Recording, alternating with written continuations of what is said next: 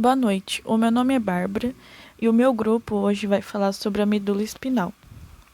E eu agora vou explicar um pouco sobre a definição e a estrutura dela. A medula espinhal faz parte do sistema nervoso central, que é um tubo cilíndrico formado por tecido nervoso, cuja função é transmitir informações do encéfalo para a periferia do corpo e vice-versa. Só que as funções da medula espinhal não se limitam apenas a transmitir informações. A medula também é responsável por coordenar atividades musculares e reflexos. A medula espinhal, ela vai começar a partir do bulbo, que é a parte final, aí do tronco encefálico. E a partir do bulbo, ela desce por dentro dos ossos da nossa coluna. A coluna vertebral, as nossas vértebras possuem um orifício que é um buraquinho que são chamados de forame vertebral. Como a nossa coluna é formada por várias vértebras empilhadas e vários forames vertebrais, um em cima do outro, acabam formando o túnel, por onde passa a medula espinhal. E esse túnel é chamado de canal vertebral. Então, a medula espinhal passa por dentro do canal vertebral, que serve de proteção para ela, assim como o encéfalo. Então, além do canal vertebral protegendo a medula, nós temos também o licor circulando aí ao redor da medula. E as mesmas três meninges, que são elas: a dura mater, que é a meninge mais externa e mais fibrosa; a aracnoide, que é a meninge intermediária; e a pia mater, que é a meninge mais fininha e mais delgada e mais interna. Aqui na medula, entre a dura mater e o canal vertebral, existe um espaço, que são chamados de cavidade ou espaço epidural ou peridural. E nesse espaço peridural existe um coxim de tecido adiposo e um tecido conjuntivo que também serve de proteção para a medula. Como vocês podem ver aí, é onde é aplicada a anestesia peridural. O espaço peridural. E eu falei que a nossa medula passa por dentro do canal vertebral, aí no meio das nossas vértebras. Apesar disso, o comprimento da medula, ele não se estende por todo o comprimento da nossa coluna vertebral. A medula vai começar, ela se inicia na altura do forame magno do nosso crânio, e ela vai até a proximidade, que é a segunda vértebra lombar, que nós chamamos de L2. Enquanto a medula passa por algumas regiões da coluna vertebral, como na região cervical e na região torácica, anatomicamente tem o formato mais gordinho, formato mais alargado. Essas partes mais gordinhas que são chamadas de intumescências. As intumescências cervical e a intumescência lombar, ou lombo-sacra, que na verdade é localizada na região aí das vértebras torácicas. Cervical é o local onde saem os neurônios, os nervos que vão elevar os membros superiores dos braços, formando plexo braquial. Lombar é o local onde vão sair os nervos responsáveis pela inervação dos membros inferiores. Para informar o plexo lombo-sacro, por isso ela é chamada de intumescência. Lombo-sacral, apesar de se localizar e na região das vértebras torácicas. E os nervos que saem da parte final da medula espinhal, eles se projetam para baixo por dentro do canal vertebral, formando uma estrutura semelhante à cauda de um cavalo. Por isso essa região é chamada de cauda equínua.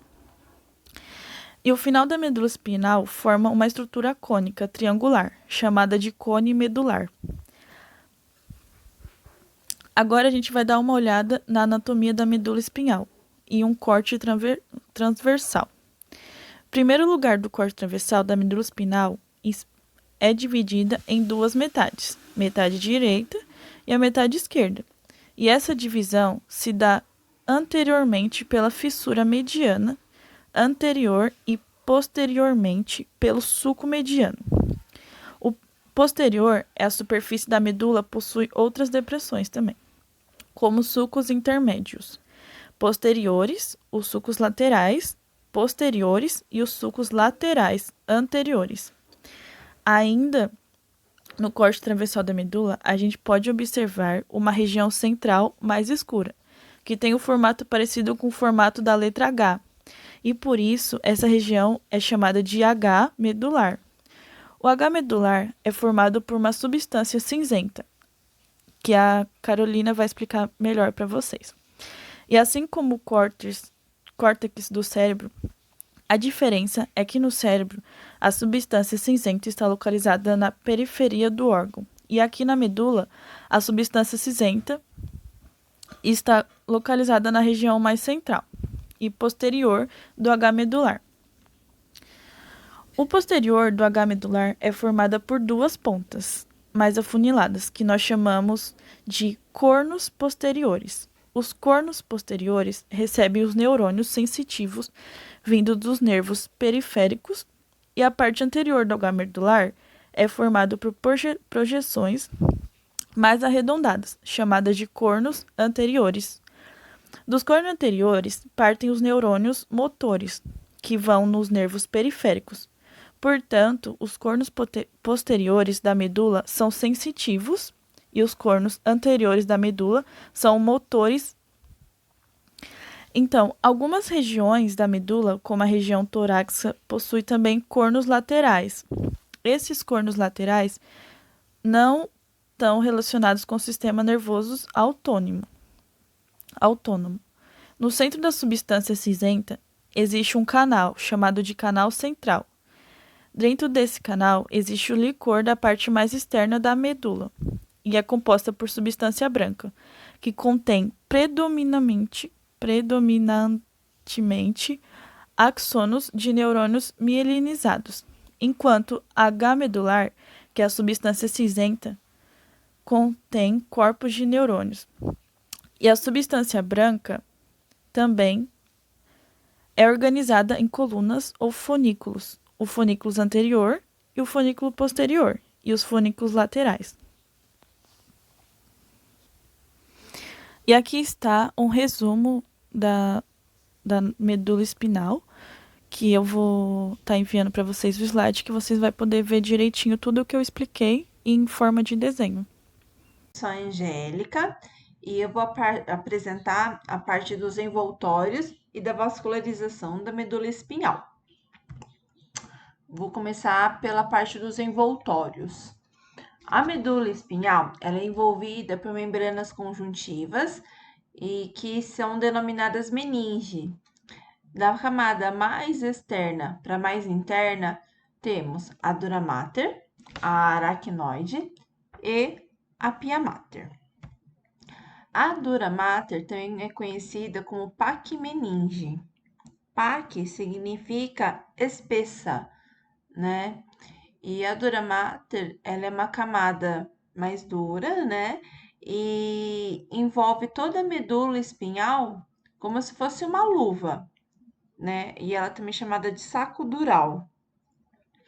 Ela é formada por fibras colágenas e ela tem esses prolongamentos aqui, laterais, para proteger os nervos espinhais.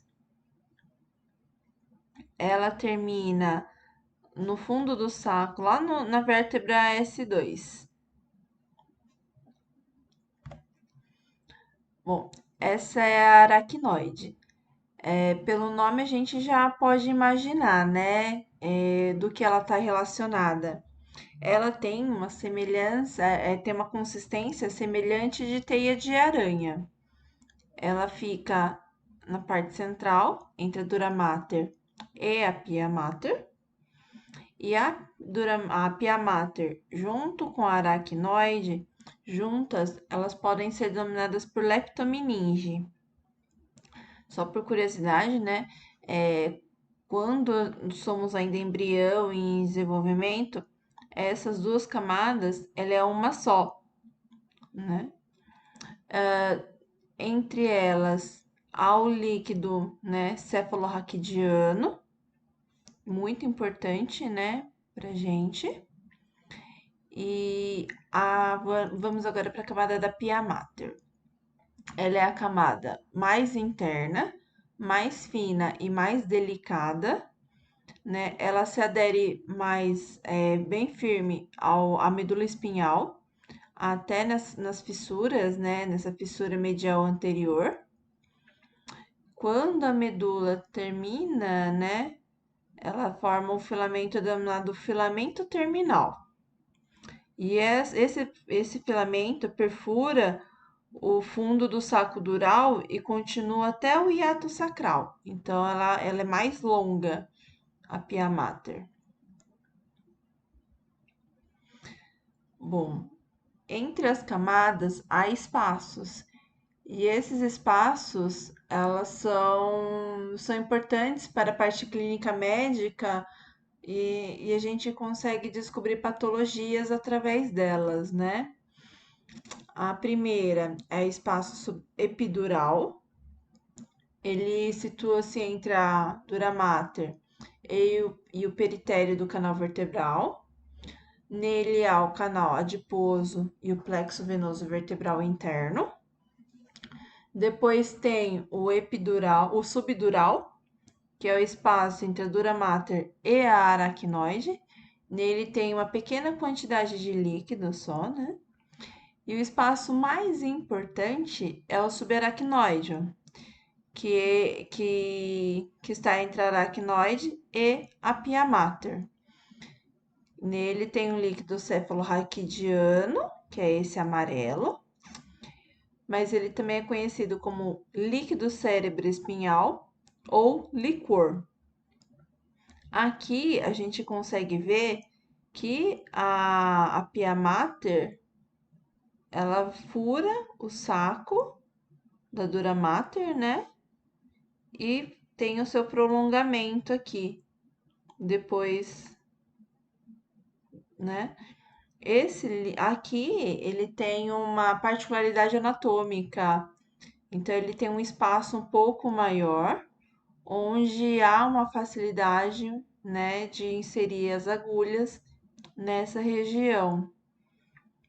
Esse espaço, né, ele é muito importante porque ele pode ser usado para retirada de licor, para fins terapêuticos ou então diagnósticos, né? Medidas de pressão do licor, a introdução de substâncias que podem aumentar o contraste de radiografias ou até mesmo fazer as anestesias. Uma das mais famosas é a RAC, que é muito famosa, né? Essa imagem a gente consegue ver de novo de uma forma mais natural toda a medula aqui na parte da dura mater, aqui a aracnoide e essa que é mais interna, que é a pia mater. Bom, vamos agora para a parte de vascularização da medula. A medula é irrigada pelas artérias espinhais anterior e posterior, a artéria vertebral e as artérias radiculares.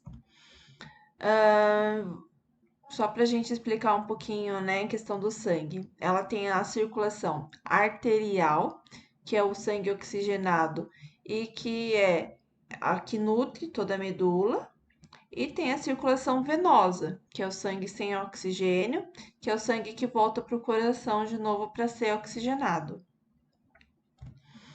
Nessa imagem, a gente vê toda a distribuição posterior e anterior das artérias, né, na medula espinhal, onde uma das principais é essa daqui, que é a cervical, tem a do lado direito e a do lado esquerdo. A medula espinhal, né, que tem a aorta e as artérias medulares. Aqui em cima é a área cervical, ela é muito mais irrigada, né? Você tem vasos muito mais densos, muito mais vasos. Aqui a área torácica, ela é uma região mais pobre, é uma região que a gente tem que tomar mais cuidado. E depois tem o finalzinho dela, que é a parte lombar. Nessa imagem, a gente consegue ver com um pouco mais de nitidez a aorta, que é a que alimenta a artéria anterior e as artérias posteriores. As artérias intercostais e lombares se originam da aorta, né? E as artérias, em alguns espaços, né, em alguns níveis, elas se aderem à medula espinhal, né? E aqui a gente tem a artéria de Adamkiewicz, que são as artérias radiculares, que dão também sustentação para a medula espinhal. Aqui, então, a gente consegue ver um pouco melhor a parte das artérias. Aqui tem a anterior e as duas posteriores. A artéria anterior, ela alimenta cerca de 2/3 da medula. Então, a parte toda anterior, ela é alimentada por uma artéria só. A posterior são duas, porém elas alimentam apenas 1/3 da medula espinhal, essa parte aqui abaixo do H medular, né? E um pouco da coluna aqui, é ela que alimenta. Aqui é o venoso, que ele vai onde ele drena até o plexo venoso externo.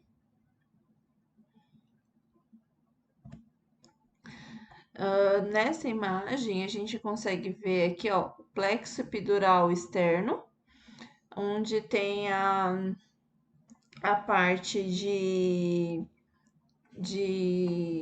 saída venosa, porém não tem válvulas nessa região, então o sangue lá flui de um lado para o outro de uma forma mais livre. Só que essa forma mais livre de ir e vir, ela fica mais propensa à propagação de cânceres, por exemplo, né? De algumas outras patologias. O câncer de próstata é uma delas, porque a região está muito próxima e a circulação do sangue, infelizmente, pode criar a metástase na medula. Aqui a gente consegue ver a artéria, né? A artéria e as alimentações delas. Bom, então é isso.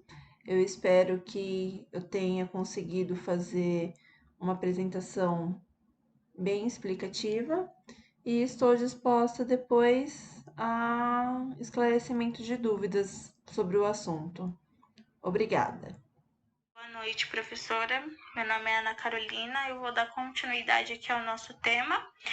Eu vou falar sobre a substância branca, tá? E a substância cinzenta que possui na medula espinal, tá? Então, como tá escrito aí no slide, né? Vamos ler um pouquinho aí. Tá escrito, né, que a nossa medula espinal, ela possui uma massa cinzenta, que é situada em seu interior, e a outra substância branca na posição externa, né? Essas duas substâncias, elas vão ser encontradas no sistema nervoso central, tá? No cérebro, em uma parte do encéfalo e também na medula espinal. Em cada uma dessas regiões, elas vão ser encontradas em locais diferentes, tá? Na medula, a substância cinzenta, ela vai estar localizada por dentro da substância branca, tá? Ela vai apresentar essa forma do H, tá? E nela a gente vai conseguir distinguir de cada lado 3 colunas, tá? Elas que aparecem nos cortes como cronos, tá? Então lá vai ter a coluna anterior, a coluna lateral e a coluna posterior, tá? A anterior, ela vai conter os seus corpos celulares de neurônios motores, tá? Da qual os axônios, eles vão destinar a inervação dos músculos estriados esqueléticos, tá? E na coluna lateral contém os seus corpos celulares de neurônios motores, tá? Mas aí vai ser do sistema nervoso simpático. E já na coluna posterior, que também contém os seus corpos celulares de neurônios, né? Mas aí já vai ser da sensibilidade geral, tá? Na substância branca, ela é formada por fibras, tá? Na maioria delas mielínicas, né? Que ao contrário da substância cinzenta, né? Formada por fibras amielínicas, na branca vai ser fibras mielínicas, tá? Que elas sobem e descem na medula e ela pode ser agrupadas em 3 funículos. Então, ao contrário da cinzenta, que são agrupadas em 3 colunas, né? Encontra as 3 colunas. A branca vai ser agrupada em 3 funículos, tá? O posterior, o lateral e o anterior. No funículo posterior, vão se encontrar os fascículos, tá? O cuneiforme, que vai conduzir os nossos impulsos nervosos dos membros superiores, e os fascículos gráceos, que vai conduzir os nossos impulsos nervosos dos membros inferiores. Tá? Então, esse é o funículo posterior. Já no funículo lateral, ele vai estar relacionado à nossa dor e à nossa temperatura, tá? E no funículo anterior, nosso funículo anterior, que ele é relacionado à nossa manutenção e ao nosso equilíbrio, tá? A manutenção do equilíbrio e da postura também, tá? Então, é do equilíbrio e da postura, tá? Então, vamos falar um pouco mais sobre a substância cinzenta. Essa massa ela vai ser encontrada na camada externa, tá? No córtex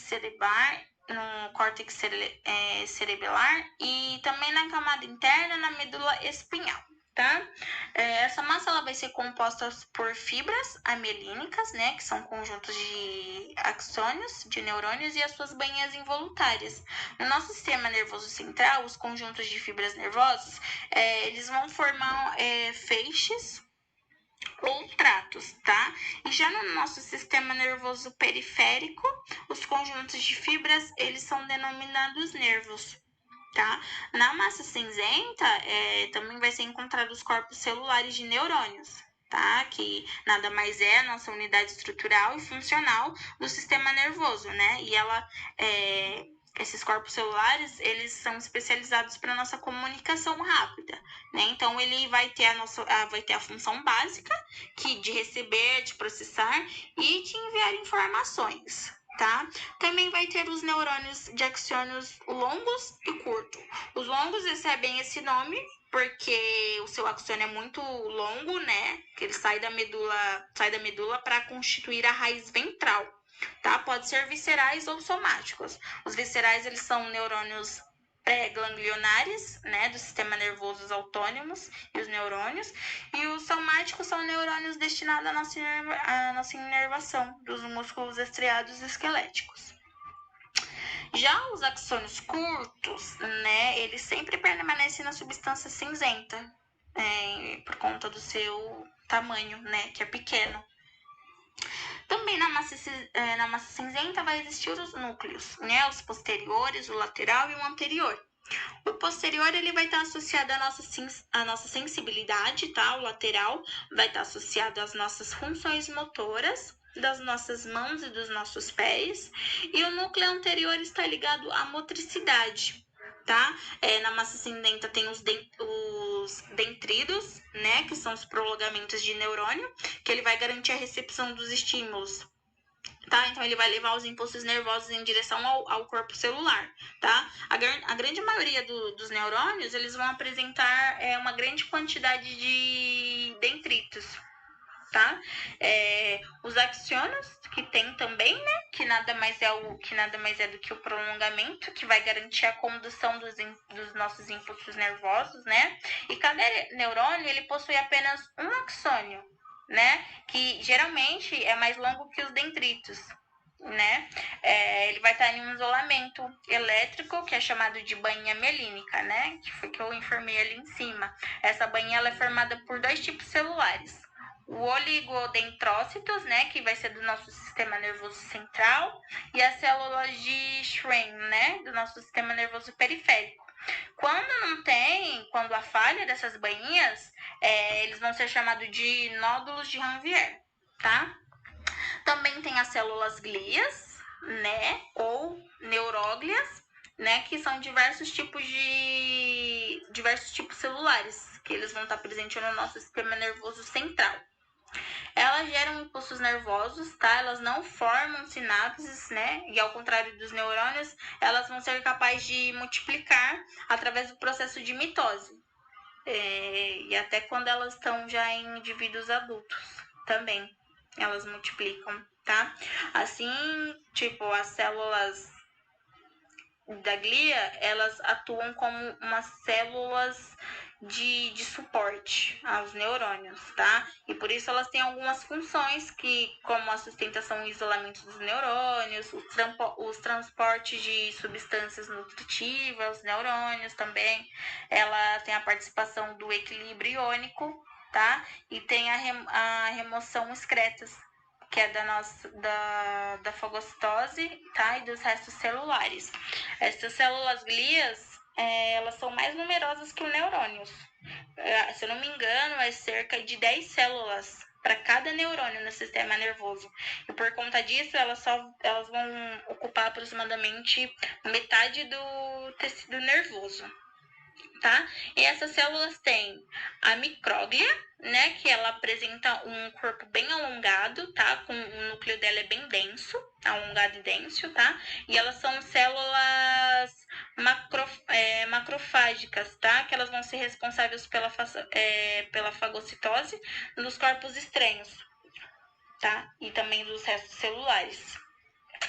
Tem também a célula oligodendrócitos, né? Que ela vai ser caracterizada por apresentar curtos e poucos prolongamentos celulares, tá? Elas vão produzir a mielina do sistema nervoso central, tá? Os astrócitos, tá? Elas são as maiores células, os astrócitos. Ela possui um núcleo central,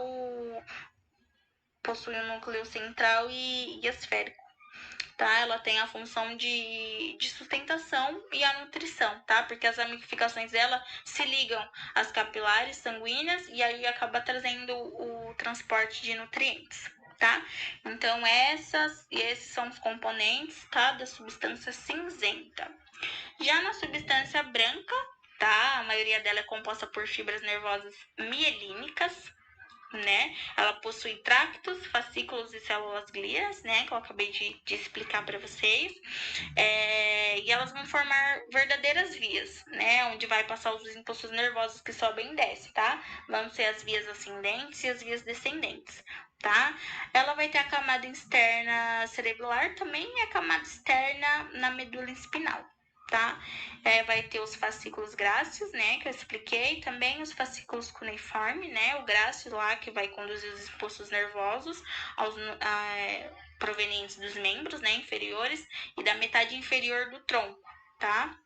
Ela está relacionada ao nosso consciente, o tato epicrítico, né, a nossa sensibilidade vibratória também e a estereognósia, tá? E o fascículo cuneiforme conduz os nossos impulsos também dos membros superiores, tá? Da metade superior do tronco, tá?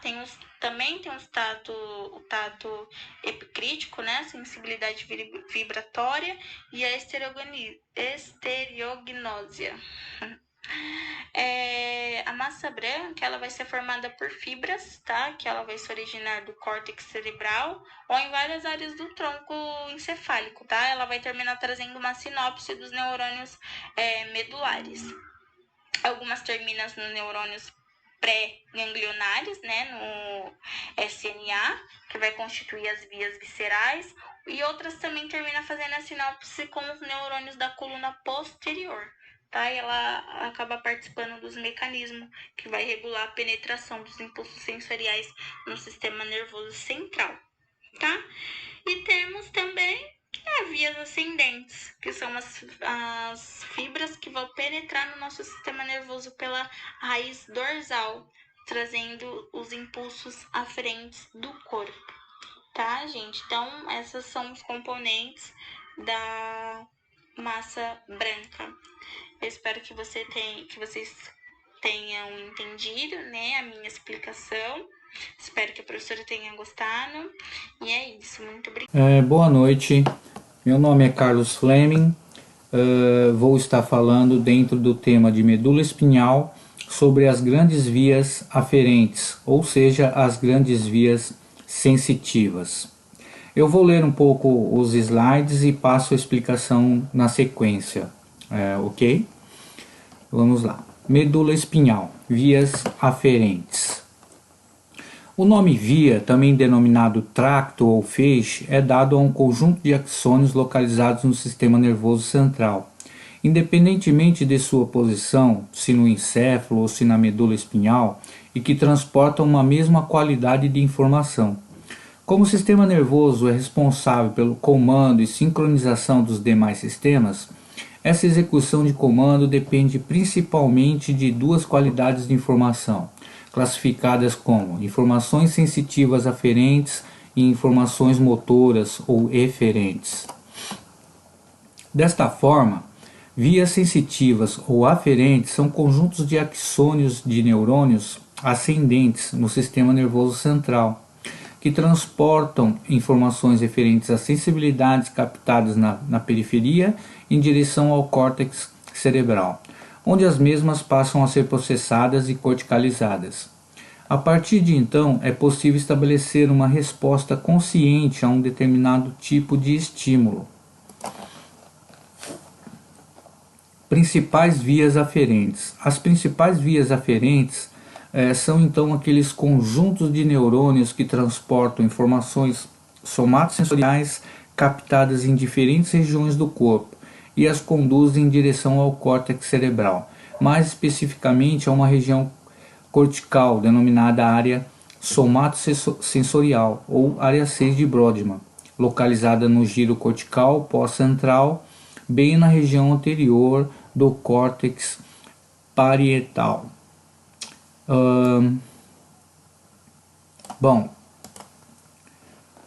Para dar uma explicaçãozinha, eu fiz esse desenho aqui, né, da ilustração da medula espinhal, né?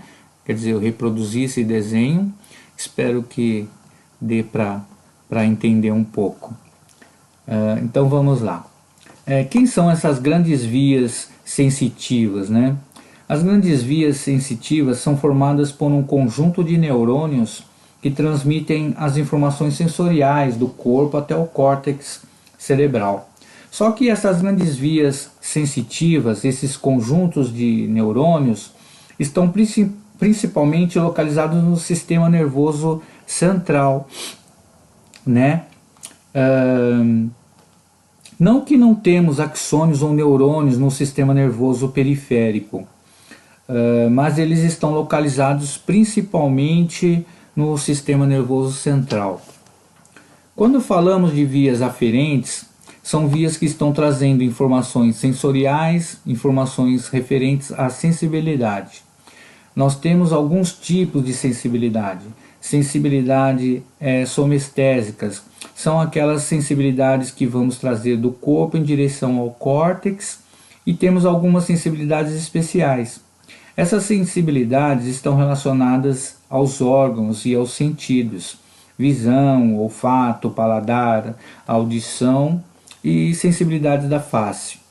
Quando falamos de sensibilidade somestésica, ou seja, de todas as informações sensoriais que vêm do corpo, a gente divide essas informações sensoriais em informações sensoriais específicas e informações sensoriais inespecíficas. O que são essa informação sensorial específica e inespecífica?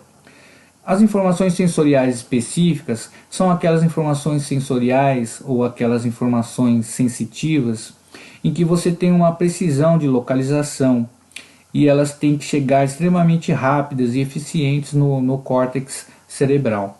Por exemplo, o tato epicrítico, que é discriminativo, ou seja, a capacidade que temos de reconhecer alguma coisa através do tato, de identificar alguma coisa através do tato.